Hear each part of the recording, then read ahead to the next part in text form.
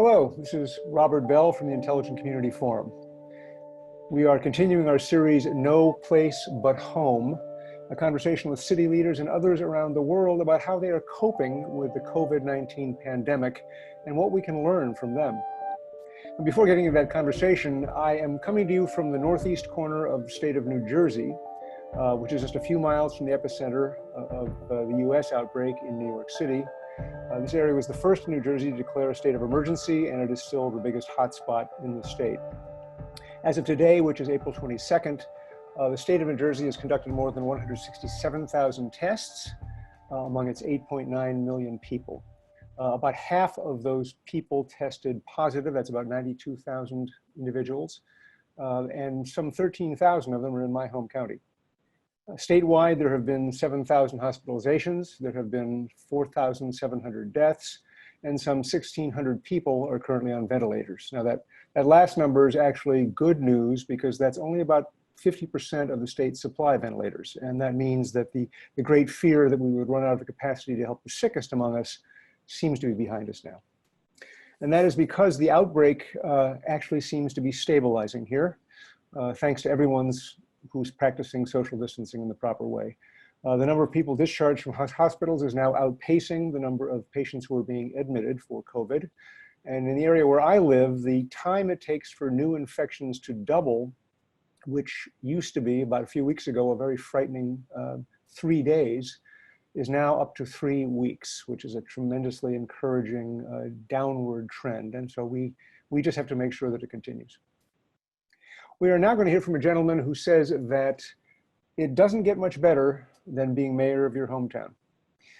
He is Mayor Rusty Bailey of Riverside, California. And before his turn in that office, he served as a helicopter pilot, a platoon leader, and company executive in the U.S. Army, and then began a career in public service for the U.S. Department of Housing and Urban Development, the Executive Office of the President, and then coming home, the Riverside County Economic Development Agency. He was elected to City Council in 2007, won election as mayor in 2012, and that's a big year for us because it was the year that ICF named Riverside as its Intelligent Community of the Year. So Mayor Bailey, welcome to the podcast. Hey, thanks for having me back. As you mentioned, we have been in a relationship for many years now, and I agree, there is no place like home. As you can see, I have some of my home comforts behind me. My daughter's paintings are on the wall, adorning our wall, and we are all at home. We're all at home, and we're all safe, and we're all healthy, thank God. We are blessed with our health and with our homes. There's some people that don't have homes right now. It's one of the big efforts we're making, especially in California, because of the numbers of homeless individuals living in our state and in our big cities. And that's something maybe we can talk about, but definitely have New York on our minds and hearts, in thoughts and prayers. And we have no numbers even close to what you're seeing out there, but we are somewhat of a hotspot here in California. You absolutely are. I mean, the county itself, the Riverside County, of which you're a part, is definitely one of the hot spots. So what is the situation there today? So, we, a city of 335,000 now. When I was growing up, as you mentioned, I was born and raised here. My grandpa came when there was probably 10,000 population. My dad was born about 50,000 population. And I remember when there was, 100, 150,000, and now it's doubled in size since then. And it's a large county. It's the fourth largest county in the country, I believe, in terms of square mileage, land mass. It goes all the way out to the Colorado River. Palm Springs, a lot of people don't associate Palm Springs with Riverside County, but that's where it lies. And, I think we're the 10th largest in population now, actually. We just overcame one of the larger counties in New York, I believe, right across the river from you. To become the 10th largest in population, Riverside County, that is. And so we've got about 16% of the cases countywide. We have close to 3,000 cases in Riverside County, almost 500 in the city of Riverside. So 16% of the cases, but our population is about 14%. So it's not too far off of that number. So it's nothing, in terms of an ultra hot spot, I would call it, but definitely because of the hospitals and the jail that's here. We have 3 hospitals in Riverside. We have one of the county jails here, a lot of the county services, and there was a couple of senior living homes, senior recuperative care that were hit. 2 of them specifically, I think, that had at least 30 cases each. And so that took us to the next level in terms of, a hot spot in Southern California. Riverside County does have, I think, the second most cases after LA County. So we've overcome, nothing to be proud of, but overcome Orange County and San Diego County, who both have larger populations than we do, but we have more cases right now. And I think it's because of those senior homes that we have in our county. I think Calamasa also, Riverside County, had a hot spot in terms of a senior living environment there. Now, leadership is never a particularly easy job. How are you and your team coping, both practically and emotionally? And I have to ask, does it still not get any better being mayor of your hometown in these kind of tough times? This is my last year. I decided not to run again for re-election. There's no term limits, but I'm term limiting myself. It was good enough for George Washington. It's good enough for me, 2 terms. And I'm going to go back into service elsewhere. But so this is the last year of an interesting final year of service in terms of my position as mayor. And so, I do have the experience, I think, and the connections.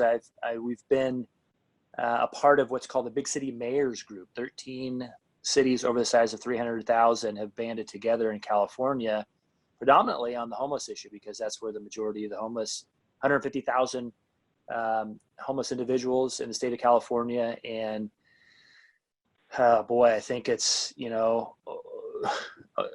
probably 3/4 are in cities. And so we've banded together and we lobbied together, and we got some direct allocation from the state.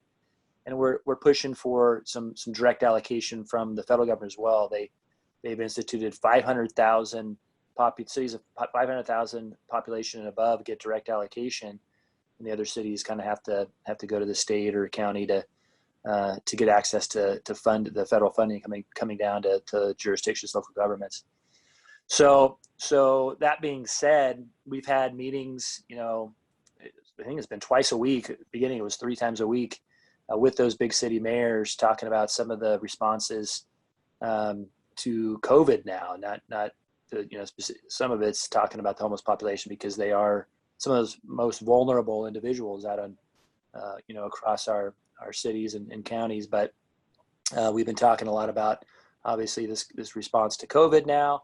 So I've been hearing Mayor Garcetti, and Mayor Falconer, and Mayor Breed, and Mayor Steinberg, who was the former state senator and Senate leader up in the state capitol. And so it's been interesting to be a part of that over this last year, and especially now when we're, conferencing in Senator Kamala Harris and Governor Newsom, and talking directly to them, representing our cities. And we're all kind of in this together. We're all in this boat together, rowing and finding ways to cope. And mainly it's through, occasions like this, online or texting each other and checking in with each other personally is important, but also professionally to say, hey, what can we do to help? What is it that we have, the ideas that we have, or resources that we have? The state of California is sending the ventilators, across the country for anybody that has a shortage. And Eric Garcetti, anybody is welcome to come down and get tested in the city of LA now. They've opened up their testing for not just LA residents, but anybody. So we're making an effort to engage at the policy level, whether it's eviction moratoriums, not just state run, but locally run. I think we extended our eviction moratoriums out further than the state did, to 6 months, I believe, after the end of the declaration. And then last night at a city council meeting, it was online, we instituted some guidelines, if not, ordinance to encourage grocery stores and pharmacies by limiting the occupancy to 50%. So most grocery stores, pharmacies are doing that. You see lines outside of Home Depot because they're making sure that there's not too many individuals in the store that they're going to get too close to each other and infection spreads. So we did that by policy, including again, the grocery stores and pharmacies, and trying to encourage individuals to wear the mask, to mask up, to protect grocery store workers, to institute mandated plexiglass, and so forth and so on. And so we are going a little bit above and beyond what the federal or state guidelines have come down from above. You mentioned homelessness now a couple of times, and obviously, clearly it's a problem pretty much everywhere in any major metropolitan area in the United States and in most rest of the industrialized world. Is that one of your big challenges in terms of responding to this? I know that in the more densely populated regions like the one I live in, the issue comes down to shelters. You're putting people in unfortunately close proximity. What are some of the challenges you're dealing with around that? Yeah, so I mean, I've been working on this for several years now. The specific,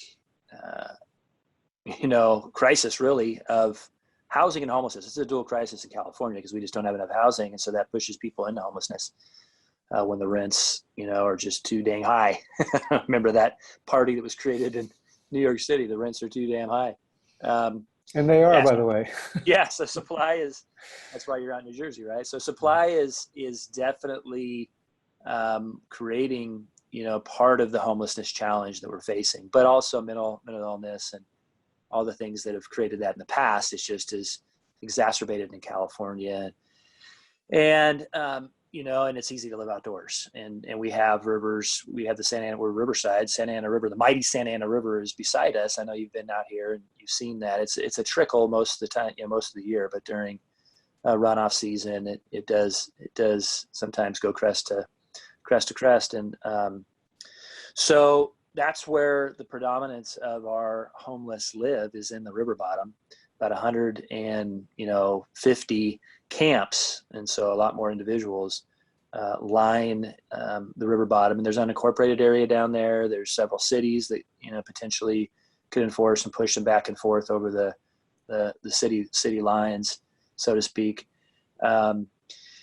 And so we've been addressing this for a long time, but now we're seeing Skid Row pop up in the city of Riverside. And so I addressed it head on by going out and sleeping in what's called a pallet shelter.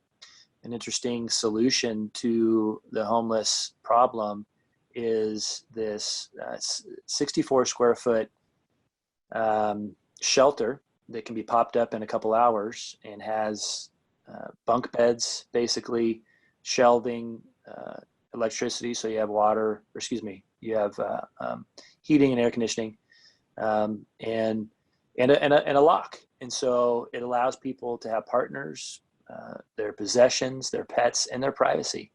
And so a lot of people say that people won't accept services, they don't accept shelter. Well, there's reasons for that. Again, because they can't take their pet into a congregate shelter. There's rules to it. You can't sleep with your partner. You can't bring all your possessions in. You have to store them or leave them. And then this issue of privacy. And so a lot of, especially females that have been damaged, either, through physical altercations or otherwise on the streets, they can't sleep in a group setting. And so I figured this out. I mean, I didn't figure this out. It's known across the industry, but I really lived it and learned it. And so we bought 30 of these pallet shelters from a company up in Seattle that have been using it for years. And so that's how we have one of the solutions to our specific issue, especially right outside the congregate shelter, the mass shelter where Skid Row is. And so we put it in the parking lot, these 30 pallet shelters, these homes. And so we have a new cabin community living in Riverside. and it's working. It's working. People are accepting services. People are up and out. There's already been a graduate of the program after 30 days that have gone on to getting a job and getting a more permanent housing situation. And so obviously we're doing outreach, we're doing wraparound services. We just approved interestingly enough, we have the faith community that I've reached out to from the beginning. And so we have 2 communities on faith grounds. One of them was built by the private sector and barn raised by our community, Riverside. So there's 4 600 square foot permanent supportive housing units on Grove Community Church's property, right next to their facility. Really, 2 beach volleyball courts that were unused were transformed into homes. 4 homes. 4 families now are living there, and there's been several success stories, including one kid who was 18, emancipated, living on the streets, and lived there, finished high school, and then went to Cal State University after living there. And now we have a 40 unit, apartment, basically 2-story apartment complex on an Episcopal church here in Riverside. St. Michael's was approved a couple of weeks ago. And so that's probably the novel, the maybe talk about intelligent communities, back to the innovation that we're creating in Riverside. That's probably the most innovative approach. Secretary Carson came out to see it and experience it. I met with some of the individuals at the Grove Community Church. We call it the Grove Village project. And so we have gotten some national attention for it. Interesting. Has the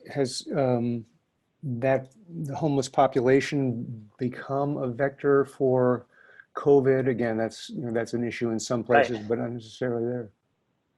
Interestingly enough, it hasn't yet. Again, they're the most vulnerable, but it seems like they're already socially isolated. They're already away from community. They're already away from other people. And the only time that they really interact with others is when they're asking for money, or going into the to use the bathroom. And now that they can't do that, we don't have any cases, to my knowledge. Well, there's a false positive, actually. There's a false positive test in our mass shelter. So that got people ruffled and worried, concerned for a second. But we definitely are watching that, managing that, testing when needed. And again, I think some of the nature of the issue, whether they're in the river bottom, they're not coming out unless they, need food, clothing, and they're not getting that right now. So, and then the cabin shelter, the cabin communities are already socially isolated. They have privacy. They go in there and close the door and lay down and read or, sleep or whatever. And so I think that approach in the long run is going to be a good one. Yeah, well, housing first. We know it works. It's just we have to actually get around to doing it. Right. You mentioned innovation, which of course is one of the things the Intelligent Community Forum focuses on, both in the public sector and the private sector. COVID is definitely driving all of us to innovate in ways that we wouldn't have imagined 6 months ago. So you mentioned this project. What are some of the other solutions that you're coming up with either in Riverside's government, or you're seeing in business, or just the people of the city finding new ways to do what needs to be done in a very difficult time? Yeah, a couple of things of note, and I'm sure the other cities are doing this, but just heard the other day that we approved our first inspection via FaceTime. And so our inspectors are still out there. We have, I think, close to 1,700 essential employees in the city out of 2,400 total. And so the inspections are still going. They say at the development counter, it's just as busy and maybe even busier because people have time to process some of their projects. And so entitlements, development, planning are still going forward in California. And I've heard, beyond Riverside that's the norm. And so we've got inspectors checking things out as best they can without in-person contact. And City Hall was closed pretty quickly, but there is, everything being processed either through, I think it's called e-plan review. And so they can submit all their documents online. It's forcing, I think, the private sector to do that. A lot of the private sector liked to come down to the counter and have face-to-face interactions and carry their big old roll of maps down, but now they have to submit them online. So I think in the long run, it's going to help us cut down, on air quality issues or air pollution issues, as well as potentially expedite some of the projects that are going through the system. We're working out some of the bugs on our end because from what I hear bureaucratically, it's harder to, to see what somebody has done in terms of when they review and redline something or ask for a correction or a change. It has to go back to, the submitter and then back to the other department, whether it's fire or whether it's utility or whether it's, police or whoever's reviewing it, building and safety. So that's a bug that we're fixing out. And I think that's just it's just more expensive software that we need so that people can go all on the same time and see what other people are doing to that plan that's in the system. And then, another one that we used on the city council level to encourage, incentivize public comment.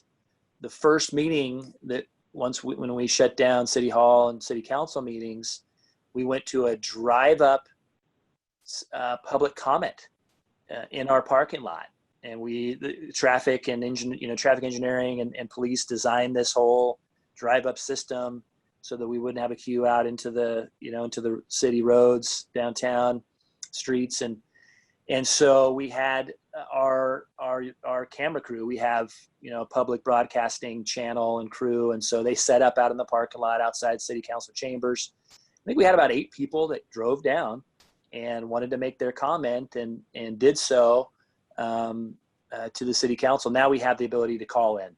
So we figured that one out, and so people don't have to drive down to do that. They can just call from home. But I don't know if anybody else in any other cities did that the first meeting after this to continue with the ability for people to public comment. That's interesting. Yeah, my observation is that basically on the positive side of this pandemic, it's going to basically push us the rest of the way into adopting technologies and ways of doing business that are much better and more efficient that we've been tiptoeing around with up till now. Right. Like this very one we're using right here. Are there? Those are a couple of good examples. Are there things that you have, you sort of look at what's going on in Riverside and you've thought this is a useful potential lesson, whether it's something we did that was successful or something that a hard lesson that we learned along the way in responding to this pandemic? Looking back, and from a military perspective, we probably, and looking across the country at other cities too, California was pretty quick at shutting things down, at staying home, the stay-at-home order. And looking back, we probably should have done that even faster. There was a couple days in between the county suggestions or guidelines of not going, to restaurants or, St. Patrick's Day, and so there was pushback from the business owners, predominantly in the entertainment or hospitality, restaurant business. And so I think there was this question of, well, do we have to shut down or not on St. Patrick's Day? So we instituted the city 50% occupancy standards, for social distancing purposes. I think New York City did the same thing. And then the next day, the county said, shut it all down. And restaurants were included. We did bars and nightclubs and those types of things, trying to keep restaurants open so that they could, provide food. We heard from grocers that, 50% of caloric intake is through restaurants, 50% through grocery store.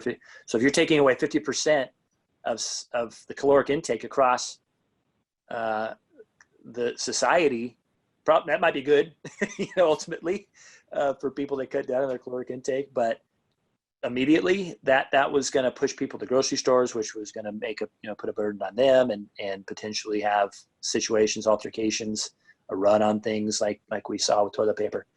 So, we fiddled around with that, to tell you the truth, for the first couple days of that, looking at responding, and the county was basically, in charge, obviously, through the public health department, and the state hadn't come down and provided, immediate guidance. So the Bay Area shut down. The Bay Area, boom, they were down maybe a week or so before the rest of us. And you can see that their curve really flattened. And so, that's the only thing that I can think of looking back that we probably should have done. Like I said, the military, they would have just, boom, nobody's leaving base. Nobody's leaving post. You're not getting off the ship.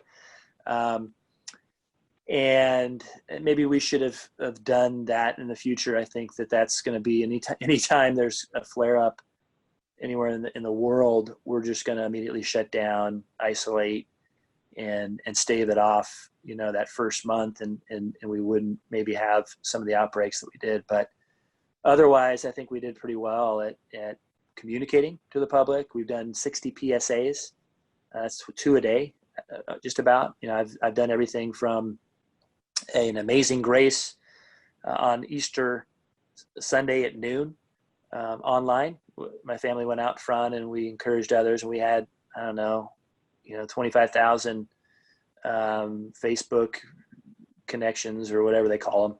And, about 100 videos or so that people put up to try to, create some solidarity, some support, some salvation on Easter Sunday. And so we did that, and we're doing a couple other things in the future of, businesses that are, innovative, delivering home pizza kits from Romano's Pizzeria, other stories that are out there, small businesses just trying to keep their employees, with a job, employed. And then we're going to do another, I've been trying to fly the flag Riverside. I've been saying that from the very beginning on all my PSAs, fly your flags Riverside, to just like 9/11 when we came together and responded in that way. The patriotism is what we need right now. And being patriotic means staying at home, staying safe, and trying to protect our first responders and emergency workers in the hospitals and otherwise. I can't think of a better way to close this. That's exactly what we need to keep doing, as hard as it sometimes gets. So Mayor Bailey, thank you so much for taking time away from your duties to share that experience battling this coronavirus. And I'm very pleased to hear that it's not hitting you quite as hard as it might have. So continued good luck with that. Somebody's calling right now. That's as you said, my duties. Oh, that's the home phones. Okay, that's all right. That's for the kids. Oh. Well, God bless you, my friend. It's great to see you again. Come visit Riverside. It's been a while. It has. ICF, continue. It has. It's a beautiful part of the world. I've been out there a couple of times, actually. Right on. The No Place at Home series is produced by the Intelligent Community Forum as a service to its network of intelligent communities all around the world. And I want to offer a shout out to our series producer, Matt Owen, for the work he's done on this. In future episodes, we'll be speaking with more leaders from intelligent communities, as well as companies that are introducing innovative solutions to help communities master the COVID-19 challenge. To view prior conversations, you can go to www.intelligentcommunity.org/COVID-19. You can follow us on Twitter at New Communities, or on Facebook or LinkedIn by just searching for Intelligent Community Forum. For ICF, this is Robert Bell.